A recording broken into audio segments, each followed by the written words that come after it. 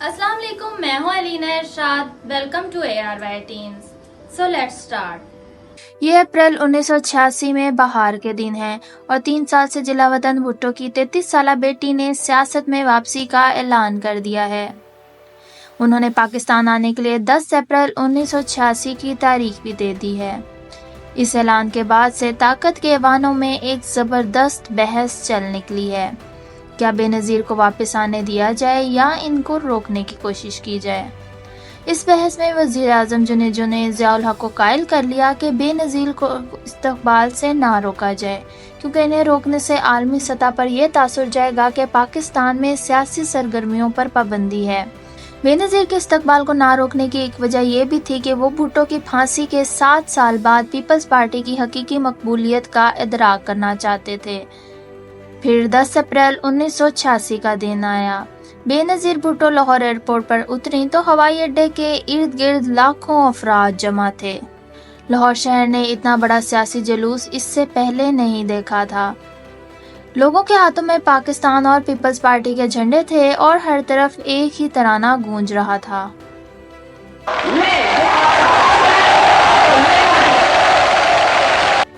एक सीनियर सहाफ़ी सैयद खादिम हुसैन ने बताया कि एयरपोर्ट पर इस वक्त ये हालत थी जब हम बेनज़ीर की आमद से कई घंटे कबल पहुंचे थे। उस वक्त लोग बिस्तर लेकर एयरपोर्ट के इर्द गिर्द लेटे हुए थे, यानी लोग रात को ही आ गए थे।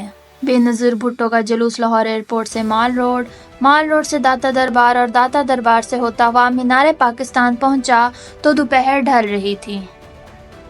वो भुट्टो जिसे ज़ियाउल हक 7 साल पहले दफन कर चुके थे, मीनार पाकिस्तान पर पूरे कद से खड़ा था और आज वो तन्हा नहीं था।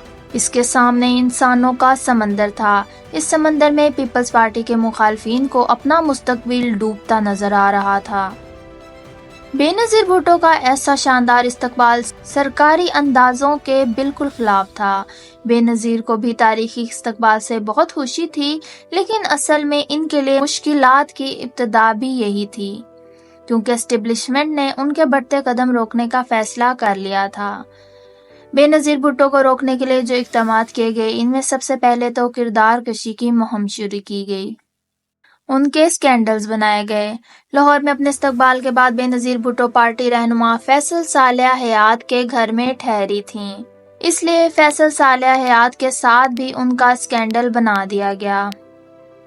इन हालात में बेनज़ीर भुट्टो की वालदा ने वही किया जो हमारे माशरे में माएँ करती हैं। उन्होंने बेनज़ीर भुट्टो की शादी का फैसला कर लिया। इस दौर में कई लोग भुट्टो खानदान का दामाद बनने के ख्वाब देख रहे थे। बेनज़ीर भुट्टो को फैसल सालेह हयात से शादी का भी मशवरा दिया गया, लेकिन ये बैल भी मुंडे ना चढ़ी। आबदा हुसैन लिखती हैं कि फैसल सालेह हयात कम पढ़े लिखे और बोर किस्म के आदमी थे, इसलिए ये मामला आगे नहीं बढ़ सका। इस दौरान नवाब शाह के जमींदार घराने से एक रिश्ता आया। आसिफ जरदारी की वालदा टिम्मी बुखारी अपने बेटे का रिश्ता लेकर नुसरत भुट्टो के पास आईं।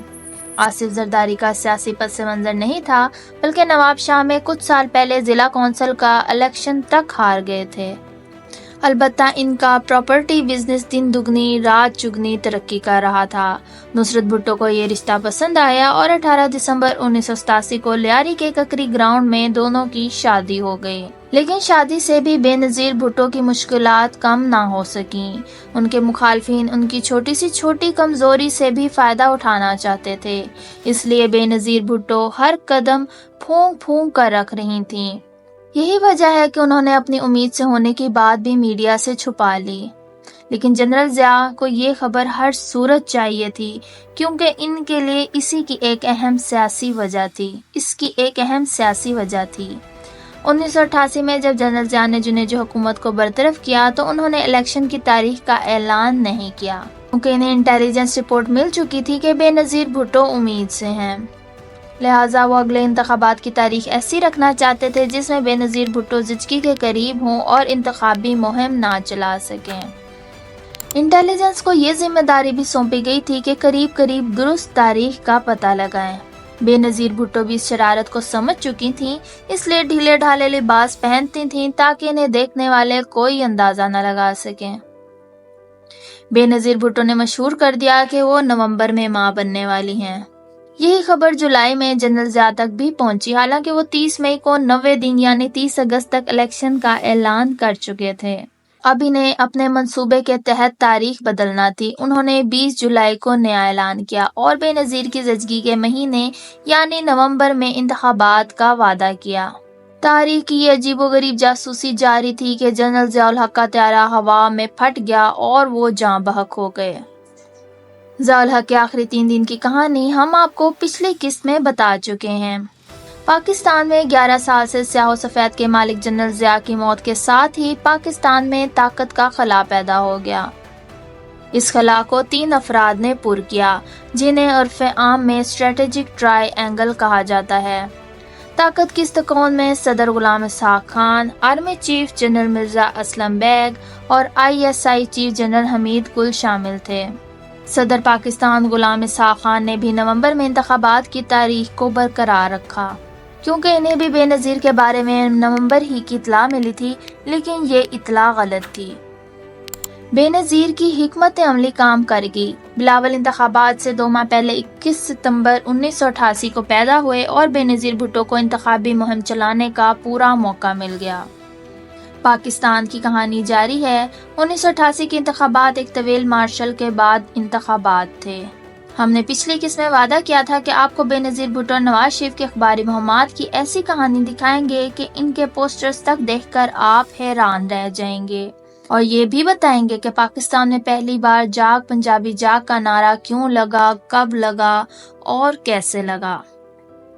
لیکن 1988 کے انتخابات کی کہانی اتنی دلچسپ ہے کہ ایک قسط میں اس کا احاطہ ممکن ہی نہیں۔